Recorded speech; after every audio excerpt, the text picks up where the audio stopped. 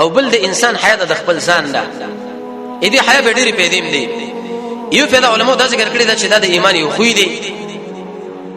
انسان په انسان کې موجود شو دي خوې د وجنه رب العالمین د جنت لبوش دویم انسان د حیا د وجنه د ګنا نه منع کیږي دریم چې کله په انسان کې حیا وي دي چې انسان مدنه کې په طرف باندې مخوړان دي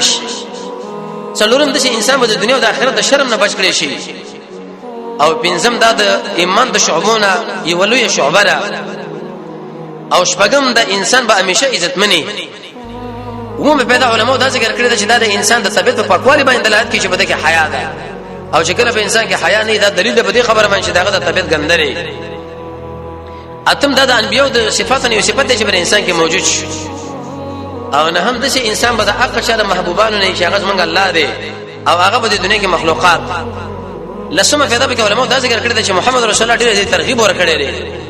د دې وجنه معبد ابن کعب الجهني نقل دی لباس التقوى الحیا وې د تقوا جمع چې دا هغه حیا ده نو منګو تاسو د محمد رسول الله د حدیث نه خبره معلومه کړه